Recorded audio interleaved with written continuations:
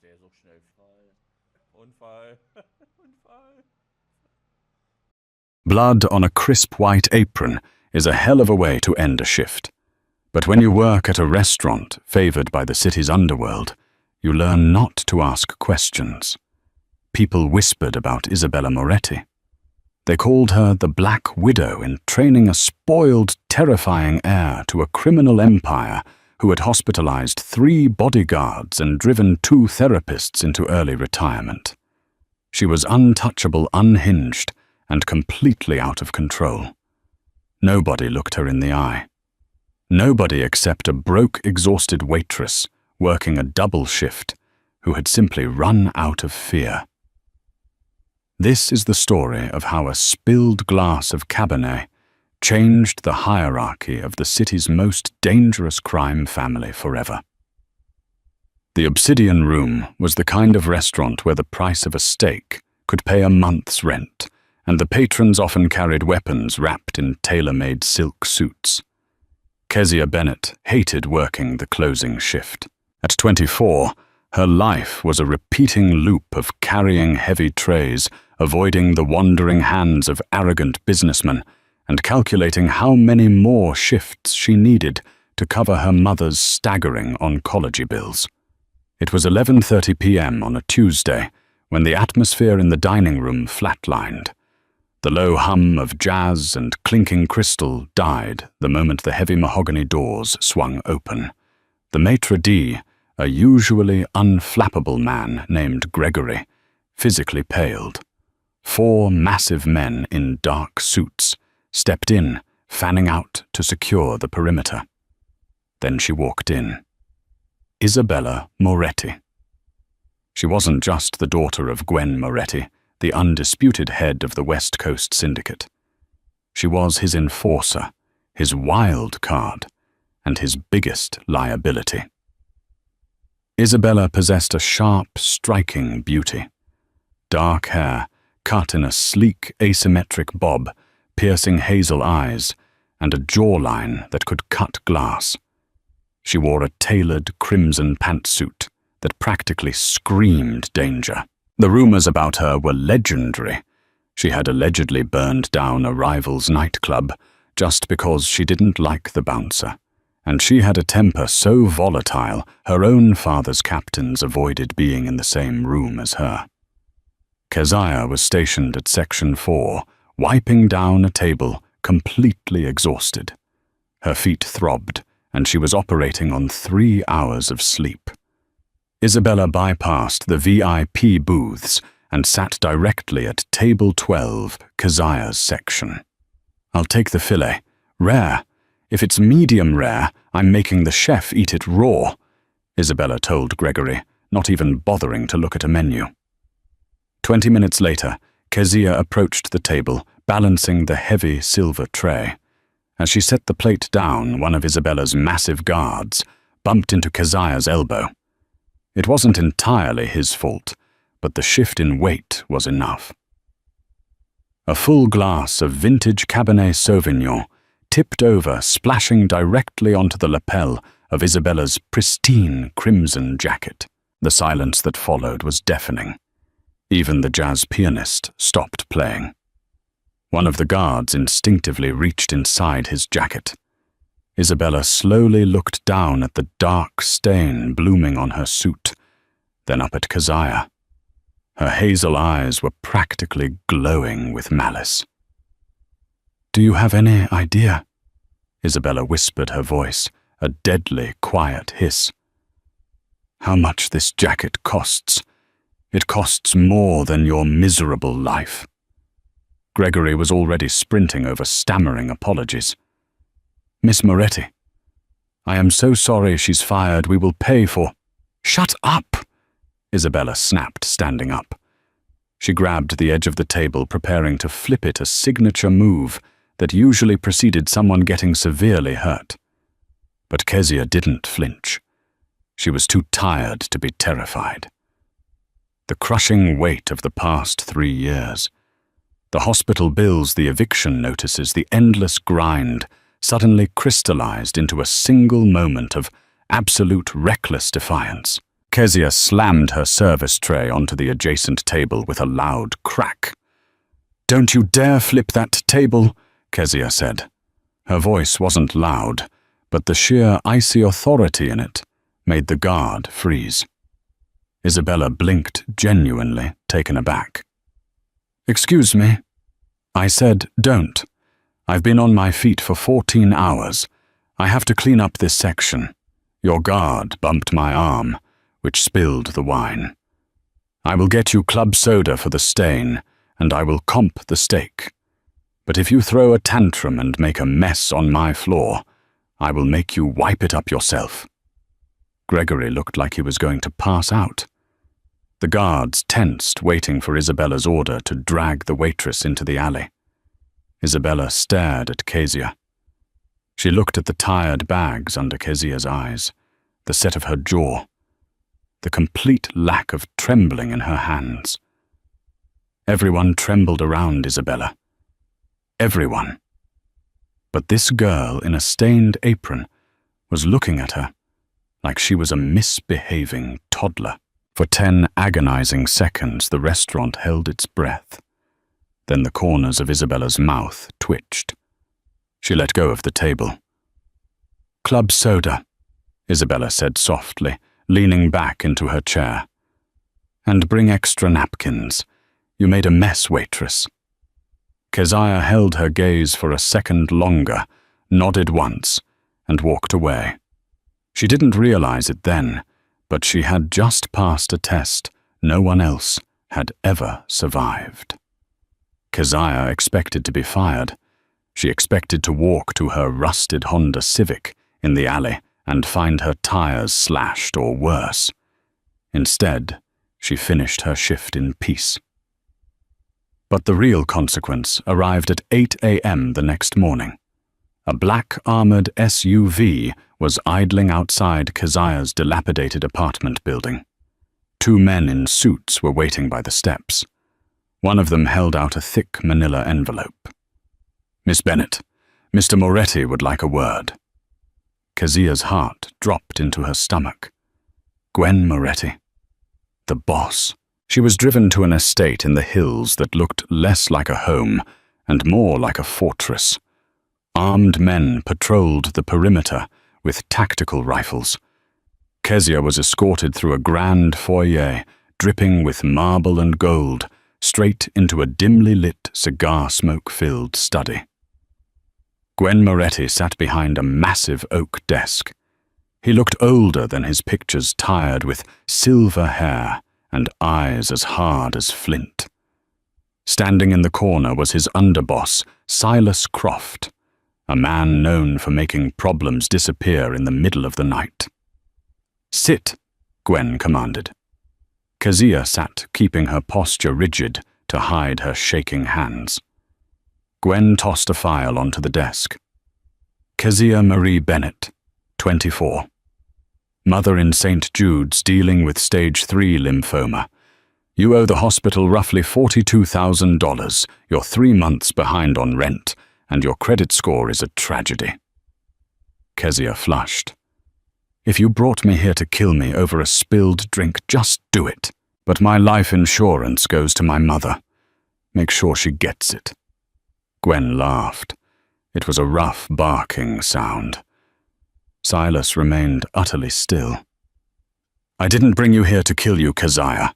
I brought you here to offer you a job." Gwen leaned forward, steepling his fingers. "My daughter Isabella. You met her last night." "I did. Isabella is difficult. Since her mother passed, she has become a liability. She is reckless. She has fired, fought, or slept with every handler, bodyguard, and assistant I've assigned to her. She doesn't respect authority because she knows I won't kill my own flesh and blood. She lives in a world where everyone bends to her will." Gwen pointed a thick finger at Kezia. "But last night she didn't bend you. Gregory told me you treated her like a street dog, and instead of biting, she sat." "I was just doing my job," Kezia said defensively. "I want you to do a new job. I want you to be Isabella's personal handler. You will live in this house. You will go where she goes. You will keep her schedule. Keep her out of the press. And most importantly, keep her from doing anything stupid. I'm a waitress, Mr. Moretti. I'm not a babysitter for the mob. I will pay off your mother's medical debt today, Gwen said smoothly. All $42,000, gone. And I will pay you $10,000 a week to live here and keep my daughter in line. All you have to do is not back down. Keziah felt the air leave her lungs. $10,000 a week. Her mother's debt erased. It was a deal with the devil, but Keziah was already living in hell. What if she tries to hurt me? Keziah asked, her voice quiet. She will try, Gwen replied bluntly. But I will make it clear to her that if she lays a finger on you, I will freeze her trusts and take her cars. Your job is to handle her mind, Keziah. Break her ego before she breaks this family. Keziah looked at the file, then at the mob boss. I need weekends off to see my mom. Gwen smiled a genuine predatory smile. Welcome to the family, Miss Bennett. Moving into the Moretti estate was like moving into a gilded cage. Keziah was given a suite in the East Wing that was larger than her entire apartment. Her mother's debt had vanished overnight, confirmed by a tearful phone call from the hospital billing department. But the honeymoon phase ended the moment Isabella found out. It was day 2. Keziah was in the kitchen, making a cup of cheap instant coffee she had smuggled in when the doors violently swung open. Isabella stormed in, wearing silk pajamas and an expression of pure, unadulterated fury. You! Isabella snarled, marching right into Keziah's personal space. She smelled of expensive perfume and gin. You think you can just move into my house? You think my father can buy me a pet to keep me on a leash? Keziah calmly stirred her coffee. Good morning, Isabella. Your father has a meeting for you with the estate lawyers at 11. I suggest you get dressed. Isabella swiped her hand across the marble island, knocking Keziah's coffee mug to the floor. It shattered dark liquid, pooling on the pristine white tiles. I don't take orders from the help, Isabella whispered, leaning in so close Keziah could feel the heat radiating from her. I will make your life a living hell. I will break you so fast you'll be begging my father to let you go back to pouring wine for tips. Keziah looked down at the broken mug, then back up at Isabella. Her heart was racing, but she clamped down on the fear. Don't back down. That's the only rule. I've dealt with worse messes than this, Keziah said, grabbing a roll of paper towels. She ripped a few off and held them out to the Mafia princess. Clean it up, then get dressed. Isabella stared at the paper towels like they were venomous snakes. Are you insane? No, I'm your handler, and until you start acting like an adult instead of a brat throwing a tantrum, this is how we're going to communicate. Clean it up. For a second, Keziah thought Isabella might actually strike her. The tension in the kitchen was thick enough to cut with a knife. Isabella's fists were clenched white. But Keziah didn't blink. She held the paper towels steady. You're going to regret this, Isabella hissed. But she snatched the towels from Keziah's hand, dropped to her knees, and aggressively wiped at the spilled coffee. She threw the soaked wads into the trash and stormed out of the kitchen without another word. The psychological warfare escalated over the next 2 weeks. Isabella was relentless. She played loud, heavy metal music at 3 a.m. outside Keziah's door. She intentionally scheduled and then skipped appointments. She drove her Porsche at terrifying speeds through the winding cliffside roads, trying to make Keziah scream from the passenger seat. Keziah never screamed. She simply clutched the door handle and reviewed Isabella's schedule out loud over the roar of the engine. The turning point came on a rainy Thursday night. Isabella had been summoned to a business dinner with her father and the leaders of the rival Calabrese family. Kezia was told to wait in the SUV. 2 hours into the dinner, gunfire erupted from the restaurant. Panic seized the street. Kezia watched as Gwen's men scrambled. A moment later, the restaurant doors blew open and Silas dragged Isabella out by her arm, shoving her into the back of the SUV next to Kezia before slamming the door. "Drive!" Silas roared at the driver. The SUV peeled out into the rain. Kezia turned to look at Isabella, expecting her to be barking orders or cursing. Instead, Isabella was pressed against the far door. Her knees pulled to her chest. She was hyperventilating, her eyes wide and unfocused. Blood, not hers but someone else's, was spattered across her white silk blouse. The terrifying Black Widow, the ruthless heir, was having a full-blown panic attack. "Isabella," Kezia said softly. Isabella flinched violently. "Don't touch me. Get away," she gasped, clawing at her own throat like she couldn't breathe. Kezia didn't listen. She slid across the leather seat. She didn't act like a handler or an employee. She acted like someone who had spent years soothing a sick mother through agonizing nights. Kezia reached out and firmly grasped both of Isabella's trembling hands. "Look at me," Kezia ordered, her voice completely devoid of judgment. "Isabella, look at my eyes." Isabella's wild hazel eyes finally locked onto Kezia's. "Breathe with me. In for 4, hold for 4, out for 4. Do it." For 10 minutes in the back of a speeding bulletproof car, Kezia held the hands of the most dangerous woman in the city and guided her out of the dark. Slowly, Isabella's breathing regulated. The rigid tension in her muscles melted. When they finally pulled into the estate, Isabella was quiet. She looked down at their joined hands, then up at Kezia. For the first time, there was no hostility in her gaze, just raw, naked vulnerability. "Why did you do that?" Isabella whispered. "You're supposed to hate me." Kezia let go of her hands and offered a small, tired smile. "I don't hate you, Isabella. I think you're just used to people either fearing you or fighting you. I'm not going to do either." As Kezia stepped out of the car, she felt Isabella's eyes on her, heavy and calculating. The war wasn't over, but the rules of engagement had just completely changed. The morning after the shootout, the sprawling Moretti estate felt less like a palace and more like a mausoleum. Security had been tripled.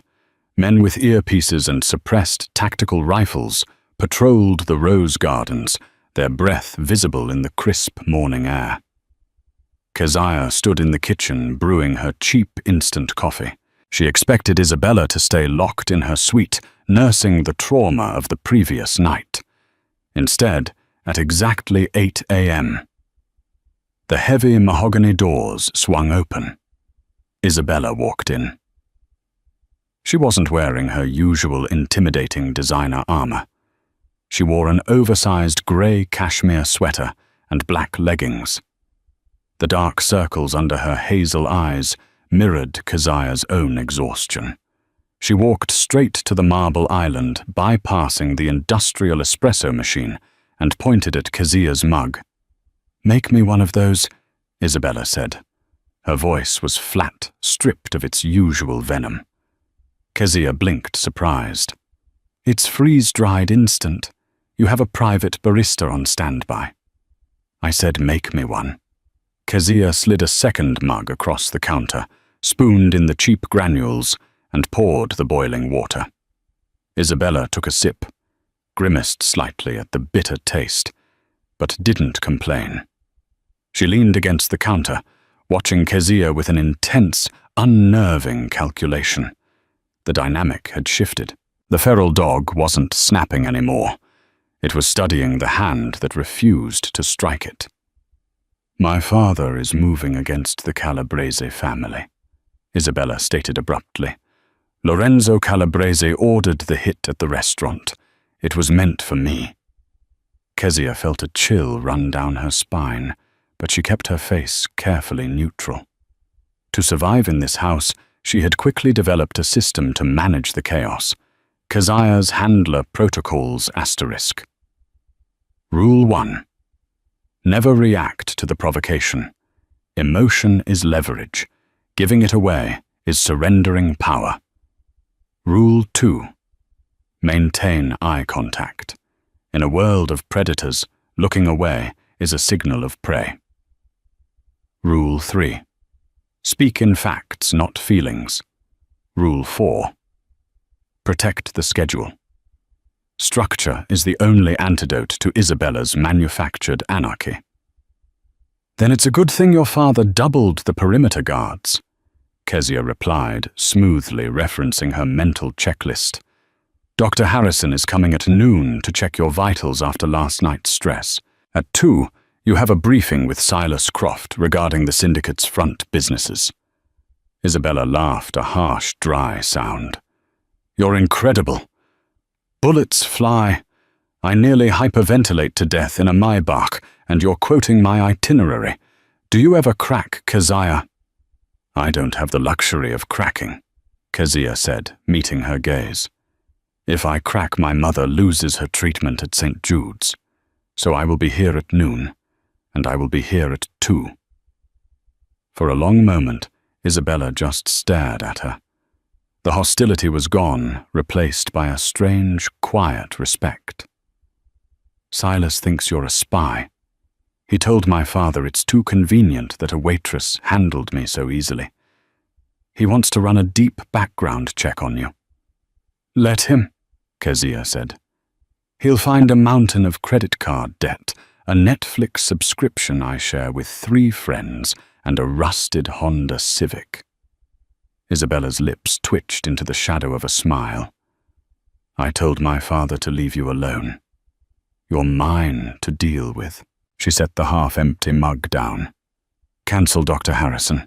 I'm not sitting in this house waiting to be targeted. We're going out.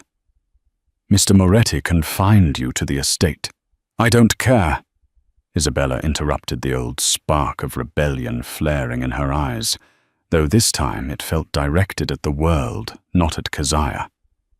"If you're my handler, handle me. Get the keys to the Aston Martin." The outing wasn't a reckless joyride. Isabella directed Kezia to drive them to the industrial harbour district, far from the polished wealth of the Moretti territory. They parked near a rusted chain-link fence overlooking the churning grey waters of the bay. The rain had started again, drumming a steady, isolating rhythm against the roof of the car. "My mother died out there," Isabella said quietly, staring through the windshield. "A boat explosion. Everyone said it was an accident. A gas leak. I was 12. Kezia remained silent, letting the heavy truth fill the confined space of the car. "It wasn't an accident," Isabella continued, her voice tightening. "It was Lorenzo Calabrese. He wanted to break my father. But instead my father just turned to ice. He built his empire on her ashes, and he expected me to be as cold as he is. But I'm not cold, Kezia. I'm just angry. All the time." "Anger is exhausting," Kezia said softly. "It burns out the container holding it." Isabella turned to look at her, the proximity in the low-slung car suddenly hyper-intimate. The scent of rain and Isabella's faint, expensive perfume filled the air. "Who taught you how to talk down a panic attack?"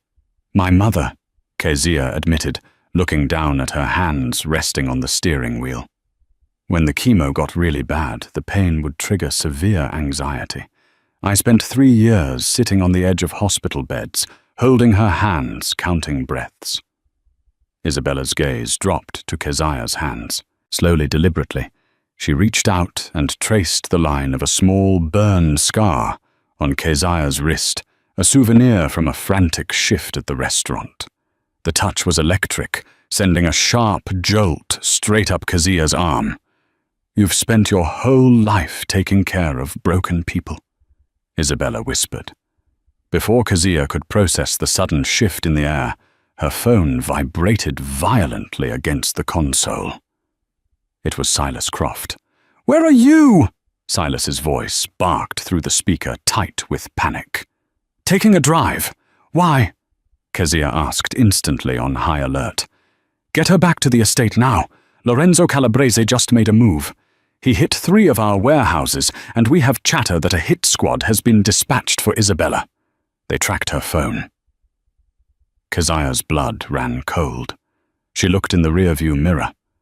2 black, unmarked SUVs with heavily tinted windows had just turned onto the deserted harbour road, accelerating rapidly toward the Aston Martin. "They are here," Keziah said, her voice dropping an octave.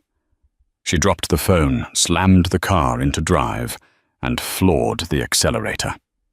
The Aston Martin roared, fishtailing on the slick, rain-soaked pavement before gripping the asphalt.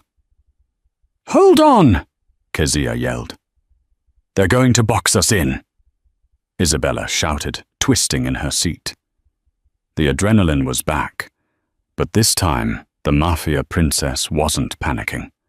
She reached under her seat and pulled out a matte black Glock 19.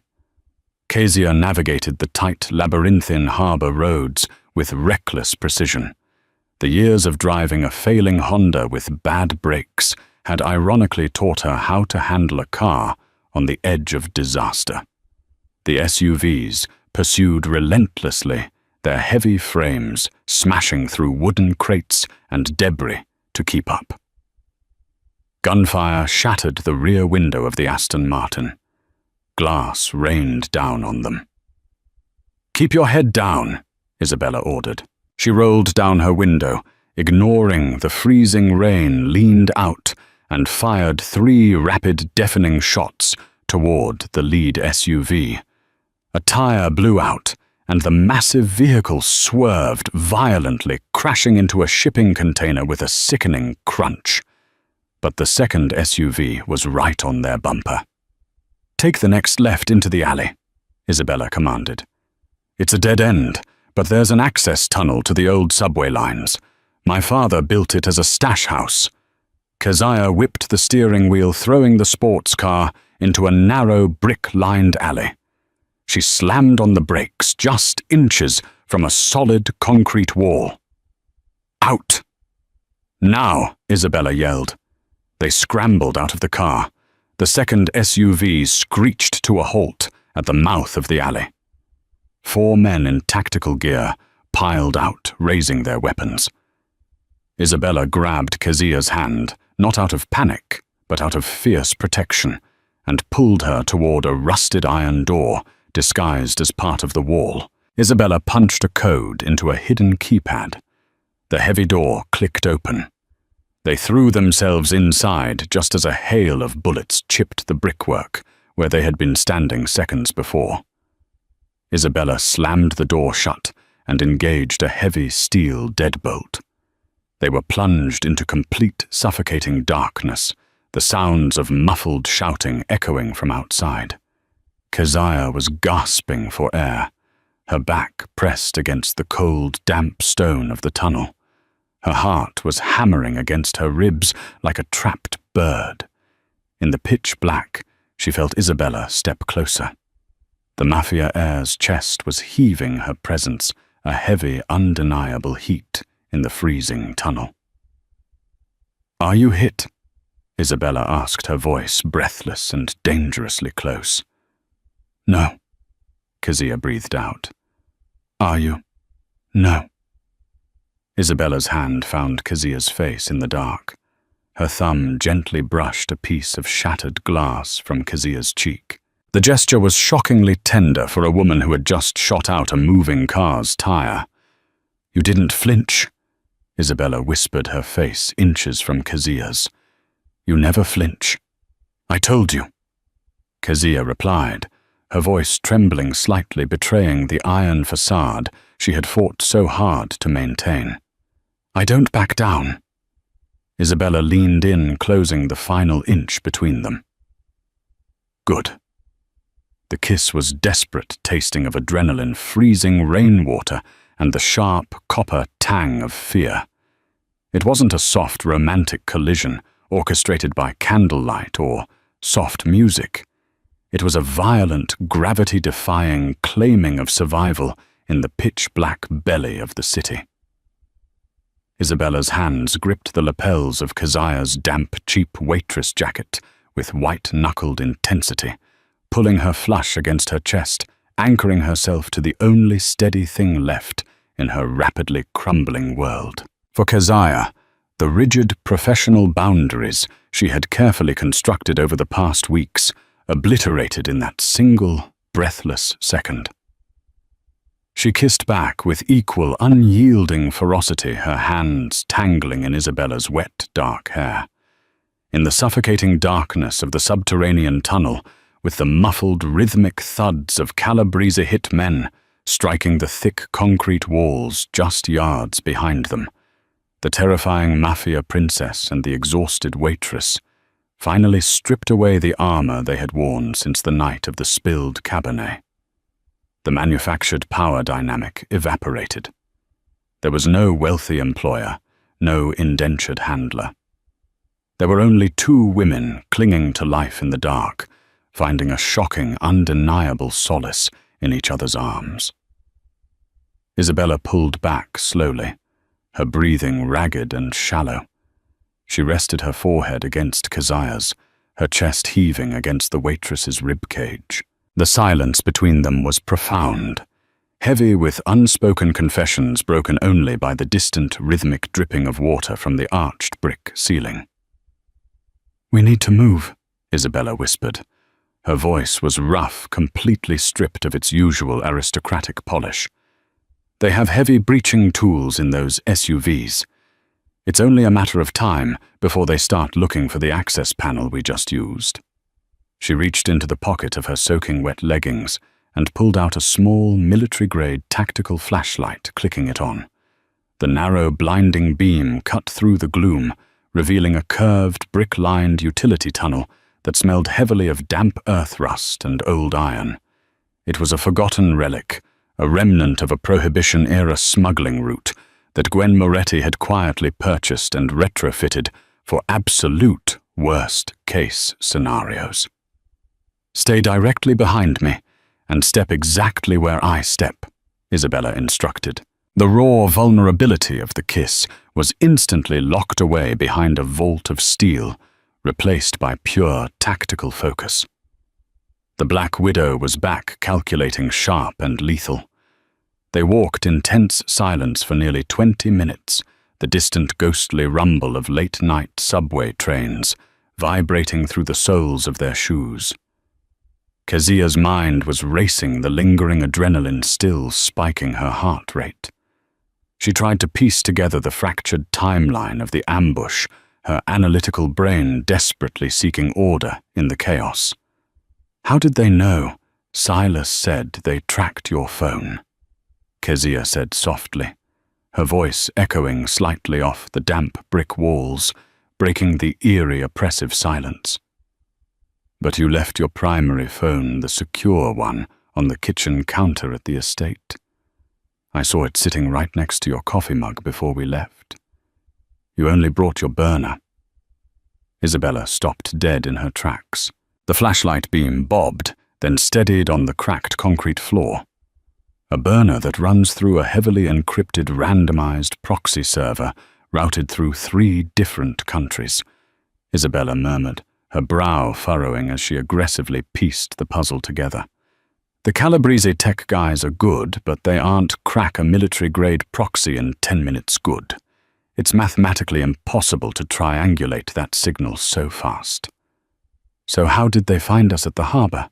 Keziah asked, stepping closer to the halo of light. "We didn't tell anyone where we were going." We just drove out there. Isabella turned around slowly, the flashlight illuminating a sharp, terrifying realization dawning on her pale face.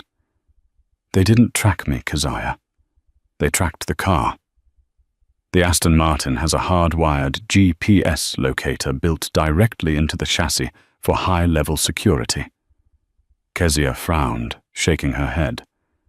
But only the estate's central security hub has access to that feed. The guards don't even have the clearance to monitor your personal vehicles. Exactly, Isabella said, her voice dropping to a dangerous icy register that sent a shiver down Keziah's spine. And the only person who oversees the motor pool security, the only person who knew I specifically told you to get the keys to the Aston Martin this morning, was Silas. Silas. Keziah breathed the blood suddenly draining from her face, leaving her feeling lightheaded and sick. He set us up. He sent us out there to die. It's a coup. Isabella stated the pieces falling into place with sickening clarity. Silas Croft has been my father's right hand for 2 decades. He's the architect of our supply lines. But my father is getting older. He's talking about succession, and Silas hates me. He truly believes I'm a volatile, psychotic child who will burn the empire to the ground the second I take the throne. If I die in a brazen street hit orchestrated by Lorenzo Calabrese, my father loses his mind. He goes to all-out war. The 2 families destroy each other in the streets, and Silas sweeps in to claim the ashes. He becomes the undisputed boss of the West Coast. Keziah felt a cold sweat break out on the back of her neck. If Silas set us up, and he currently thinks we're dead at the bottom of the harbor, he's going to make his final move on my father tonight. Isabella finished, her eyes flashing with a terrifying, predatory intensity. They surged forward, the urgency doubling their pace, practically jogging through the subterranean gloom. Finally, they reached the end of the tunnel, arriving at a heavy, reinforced steel door that looked like it belonged on a bank vault. Isabella punched a complex 9-digit code into a rusted keypad hidden behind a loose brick. The door hissed open with a pneumatic release, revealing a small, stark safe house equipped with a cot, basic trauma medical supplies, a towering steel weapons locker, and a secure hardwired landline phone resting on a metal desk. Isabella bypassed the medical kit entirely. She walked straight to the landline and dialed a number from memory. It rang 4 agonizing times before a gruff, sleep-heavy voice answered. "Arthur," Isabella said sharply, her tone brooking no argument. "It's Isabella." Arthur Pendleton was one of the few capos Isabella implicitly trusted, a grizzled old-school enforcer in his late 50s, who valued loyalty over ambition and carried a classic Smith & Wesson revolver rather than a modern automatic. "Christ almighty, kid. We thought you were dead." Arthur rasped his voice, instantly tight with barely contained panic. "Silas just came back to the estate. He told your dad that the Calabrese boys cornered you at the harbor. He said they found the Aston Martin shot to hell blood all over the passenger seat. Your father, Isabella, he's losing his mind. I'm alive. The blood wasn't mine," Isabella said, her voice remarkably steady, despite the chaos unraveling around her. "Where is my father right now?" "He's gone completely feral, Isabella. Silas convinced him to call an immediate face-to-face parley with Lorenzo Calabrese at the Sterling Club. He told your dad it was a chance to look Lorenzo in the eye, confirm the kill before we burn their entire organization to the ground. But your dad went in light. He only took Silas and 4 guys. He's blindingly grieving.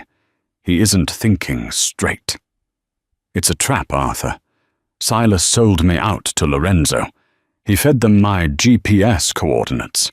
They're going to execute my father at the parley tonight and blame it on the Calabrese family to trigger the war. There was a heavy, suffocating silence on the line. Kezia watched Isabella's face. It was carved from marble, completely devoid of the panic that usually governed her. Then the distinct metallic sound of a gun slide racking echoed through the phone speaker. "Where do you need me, boss?" Arthur asked. Boss. The word hung heavy in the stale air of the safe house. Not kid, not princess, not liability. Boss. Gather every single man strictly loyal to you. Do not use the main comms and do not alert the estate. Silas likely has loyalists monitoring the radios. Isabella ordered, her strategic mind working at lightning speed. Meet me at the rear service entrance of the Sterling Club in exactly 15 minutes. Bring heavy armor. We are taking the house back tonight. Done, Arthur said, and the line went dead. Isabella slammed the receiver down and turned her attention to the massive steel weapons locker. She spun the combination dial, throwing the heavy latch open to reveal an arsenal of tactical gear ammunition and matte black weaponry. She grabbed 2 loaded magazines, sliding them expertly into her Glock 19, and racked the slide with a satisfying metallic clack. Then she reached into the locker and pulled out a heavy standard-issue Kevlar vest. She turned and tossed it directly at Kezia. Kezia caught the heavy vest, the dense weight of the ballistic armor pulling at her tired arms. Her hands were trembling slightly as she looked down at the black material. "Put this on," Isabella commanded, her tone leaving no room for negotiation. "Isabella, I'm a waitress." Kezia said, her voice wavering as the sheer gravity of the situation finally crashed down on her shoulders. "I balance trays. I memorize wine lists and calculate tips. I can't shoot a gun. I don't belong in a Mafia shootout." Isabella walked over, closing the distance between them. Her hazel eyes were completely devoid of the chaotic, unhinged anger that used to define her every waking moment. Instead, she looked profoundly grounded, lethally calm, and devastatingly clear-headed. She didn't offer empty reassurances or placating lies. She reached out, grabbing the thick Velcro straps of Kezia's vest, pulling them tight across the waitress's torso and securing them with a harsh, tearing sound. "I know exactly who you are," Isabella said softly, looking deeply into Kezia's wide, frightened eyes. "But you don't have to shoot anyone tonight. You don't have to be an enforcer, and you don't have to pull a trigger. You just have to do exactly what you do best." Kezia swallowed hard, her throat painfully dry. "What is that?" Isabella let her hands rest on the shoulders of Kezia's armored vest, her touch grounding and firm. "Don't back down. Keep your eyes open, and stay by my side. You are the only thing keeping me anchored to the earth right now, Kezia. I need my handler." Kezia took a deep, shuddering breath. She thought of her mother resting safely in the hospital bed, her treatments fully paid for by the very man who was currently walking into a death trap. She thought of the terrifying, broken, brilliant woman standing in front of her asking for her help. The paralyzing fear didn't vanish, but it hardened into something useful. It hardened into an unbreakable resolve. Kezia nodded once her trembling hands finally going still. "Okay, let's go save your father." The Sterling Club, situated on the most heavily surveilled affluent stretch of the city's financial district, was an architectural marvel of dark oak brass fixtures and velvet drapery. It was a sanctuary exclusively reserved for the city's corrupt elite, a place where senators and syndicate bosses alike sipped $1,000 scotch and carved up the city without leaving a paper trail. Tonight, however, the opulent fortress was nothing more than a graveyard waiting to happen. The rain poured in relentless, blinding sheets as Isabella and Keziah slipped through the kitchen's rear loading dock. The heavy steel door clicked shut behind them, shutting out the roar of the storm. Inside, the air was thick with the smell of roasted lamb-white truffles and terrified sweat. The Michelin star executive chef and his staff were huddled in the corner of the massive industrial kitchen, their hands raised, eyes wide with horror, as Arthur Pendleton and 6 heavily armed loyalists secured the perimeter. Arthur, a grizzled veteran of the underworld, who moved with terrifying, silent efficiency, gestured toward the swinging doors that led to the front of the house. "The main dining room," Arthur whispered, his voice a low gravel rasp that barely carried over the hum of the commercial refrigerators. "Silas and your dad are in there with Lorenzo Calabrese and his top brass." Silas dismissed the outer perimeter guards entirely. He told them it was a respect thing, a gesture of goodwill to the Calabrese family. They bought it. The floor is completely empty except for the men inside that room.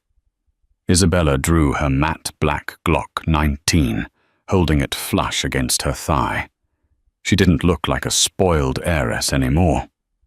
She looked like an executioner. The chaotic, fiery rage that had defined her entire life had burned away, leaving behind something far colder and infinitely more dangerous. She looked at Arthur, giving him a curt nod, and then turned her gaze to Keziah. Kezia Bennett stood amidst the stainless steel prep tables, a woman who mere weeks ago was calculating the agonizing mathematics of poverty in a stained apron. Now the heavy Kevlar vest dug into her ribs beneath her damp jacket. Her hands were cold, her pulse drumming a frantic rhythm in her throat, but her mind was entirely clear. "Nobody fires unless I do," Isabella commanded, her voice slicing through the heavy silence of the kitchen. "Arthur, you take the left flank. Pin Lorenzo's guards down. Leave Silas to me." Isabella stepped closer to Keziah, lifting a hand to gently cup her jaw. The touch was fleeting, a sharp contrast to the lethal weapon in her other hand. "Stay behind me. If anything goes wrong, you follow Arthur out the loading dock. You do not look back. Do you understand? I'm not leaving you." Keziah replied, her voice barely above a whisper, but laced with pure steel. "We finish this together, just like we started it." Isabella's lips twitched into the shadow of a proud smile. She turned away, her demeanor instantly hardening back into the Black Widow. They moved silently through the swinging doors, bypassing the abandoned mahogany bar, and approaching the grand gold-leafed double doors of the private dining hall. The thick wood muffled the voices inside, but the tension radiating from the room was palpable, seeping under the doorframe like toxic gas. Isabella didn't pause. She didn't hesitate or take a deep breath to steady her nerves. She raised her boot and kicked the double doors open with a deafening crash that echoed like a bomb blast across the high ceilings. The scene inside froze, suspended in a horrifying tableau. Gwen Moretti sat at the head of a 20-foot mahogany table. The undisputed king of the West Coast Syndicate looked 10 years older than he had that morning. His broad shoulders slumped, his eyes hollow and red-rimmed with the agonizing belief that his only child had been slaughtered at the harbor. Across from him sat Lorenzo Calabrese, impeccably dressed in a charcoal Brioni suit, a heavy Patek Philippe watch catching the dim light as he held a snifter of cognac. He looked tense, calculating, but not victorious. Standing directly behind Gwen, his hand resting casually inside his tailored suit jacket, was Silas Croft. The underboss looked triumphant, a cruel smirk playing on his lips as he lorded over the broken king. "Isabella." Gwen breathed the word tearing from his throat.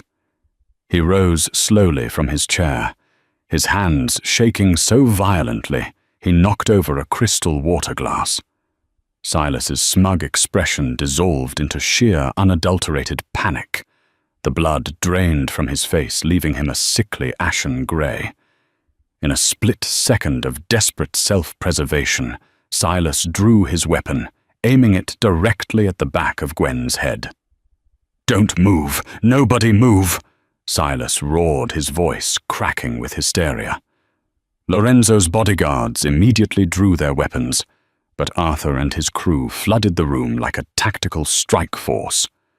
Laser sights painted the chests of the Calabrese men before they could even flick off their safeties. "Put them down, Lorenzo," Isabella said. Her voice wasn't loud, but it carried an icy authority that demanded absolute obedience. "Or nobody leaves this room breathing. Not you. Not your men. Tell them to drop the guns."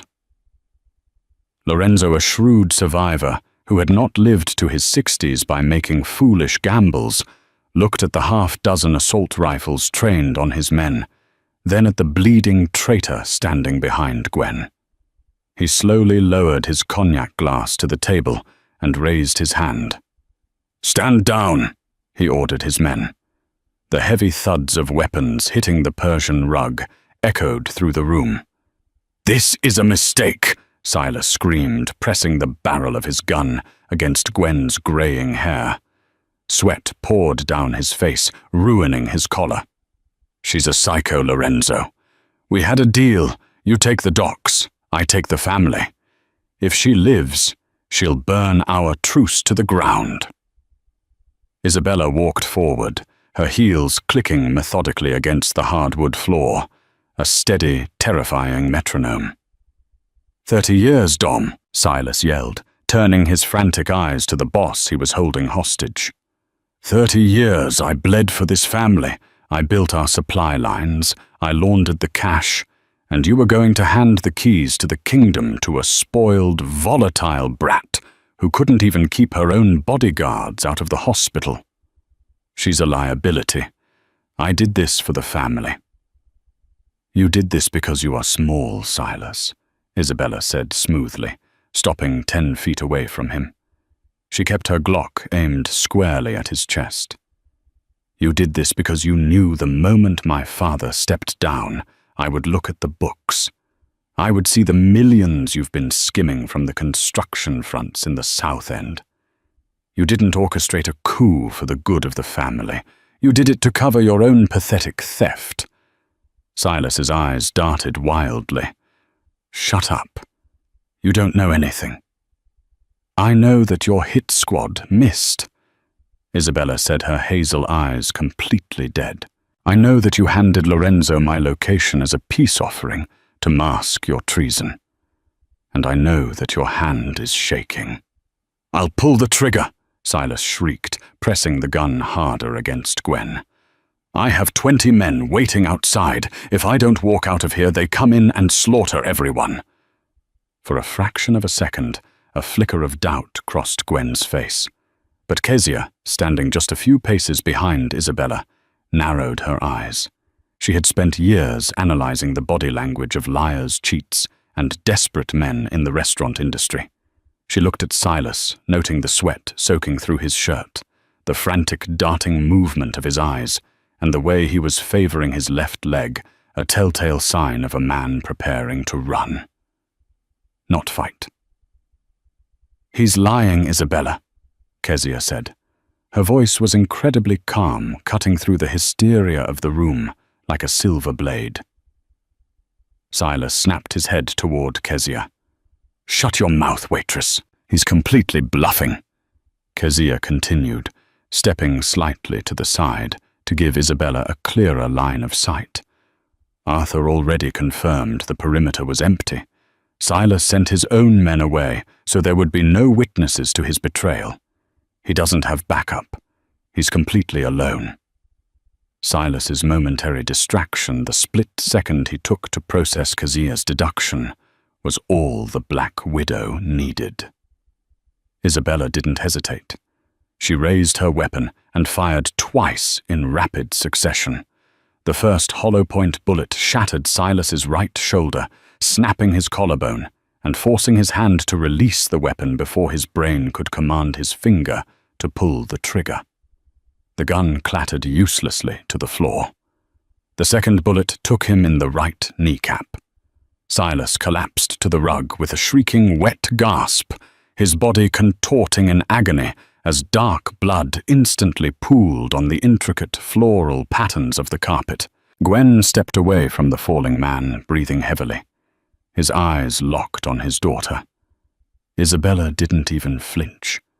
She kept her gun raised, tracking Silas as he writhed on the floor, before slowly turning the barrel toward Lorenzo Calabrese. Lorenzo stiffened, holding his hands up in a gesture of absolute surrender.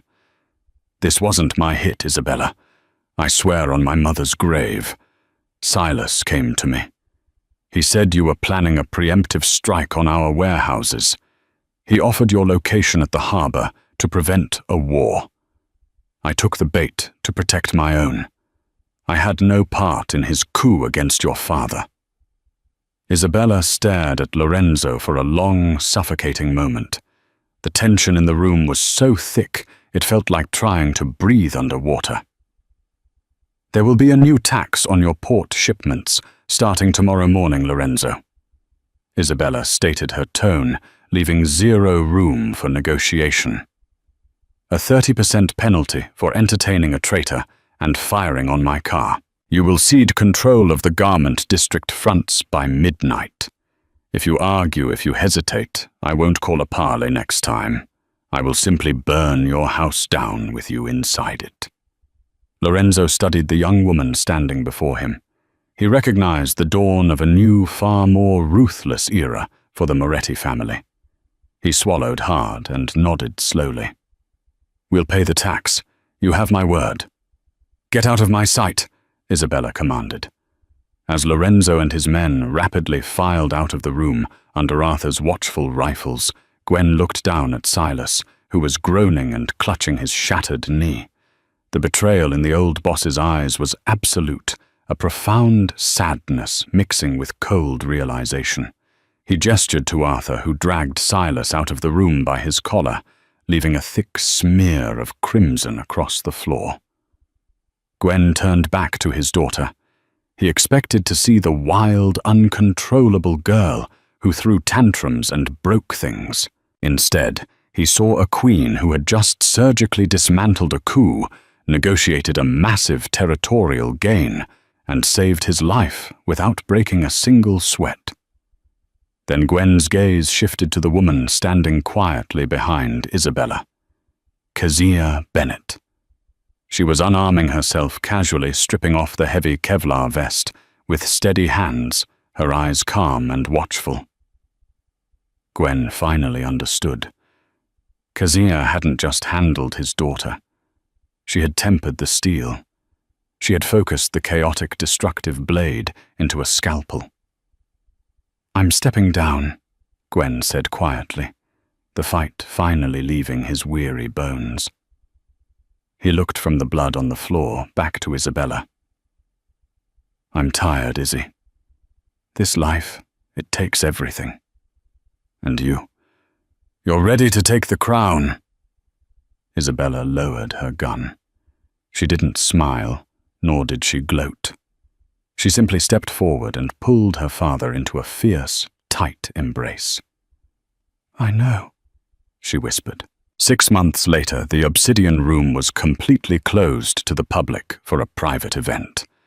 The jazz pianist was playing a soft, sultry melody that drifted through the candlelit dining room. The staff moved with terrified, flawless precision, but the atmosphere was fundamentally different now. There was no chaotic energy or fear of flying plates or sudden violence. Kezia Bennett sat in the center VIP booth, sipping a glass of exquisitely rare Chateau Margaux 2015. She wasn't wearing a stained white apron. She wore a tailored midnight blue silk dress that draped perfectly across her shoulders, her hair swept up elegantly. A delicate Cartier diamond bracelet caught the candlelight on her wrist. Her life had changed astronomically. Her mother was 5 months into complete remission, resting comfortably at a private, state-of-the-art recovery estate on the coast overseen by the best oncologists money could buy. The suffocating weight of debt and fear was nothing more than a ghost of the past. The heavy mahogany doors of the restaurant opened, and the room went dead silent. Isabella Moretti walked in. She was no longer just the heir. She was the undisputed head of the syndicate, feared, deeply respected, and brilliantly controlled. She was flanked by guards who looked at her, not with anxiety, but with absolute, unflinching loyalty. She walked past the empty tables, dismissing her security detail with a flick of her hand, and slid into the leather booth next to Kezia. The hard, intimidating lines of her face, the mask of the Black Widow, immediately softened into a warm, genuine smile that only one person in the entire world was ever allowed to see. "Long day of running the city?" Kezia asked, a playful smirk dancing on her lips as she handed Isabella a menu. Isabella didn't look at the menu. She leaned in, closing the distance between them, and pressed a soft, lingering kiss to Kezia's jawline, right over the faint, fading scar of a restaurant burn. "It is now," Isabella murmured, her voice a low, rough purr. She reached down, lacing her fingers perfectly through Kezia's. "But I think my handler has things completely under control." Kezia smiled, leaning her head against Isabella's shoulder as she took a slow sip of her dark wine. "I always do." "Did your heart stop during that final explosive standoff? If the dangerous electric romance between the Black Widow and the fearless Waitress kept you glued to the screen, don't let the story end here. Hit that like button right now to show your support, and share this video with fellow fans of high-stakes enemies-to-lovers Mafia drama. We drop real-life-inspired, pulse-pounding thrillers just like this every single week, so make sure to smash that subscribe button and ring the notification bell.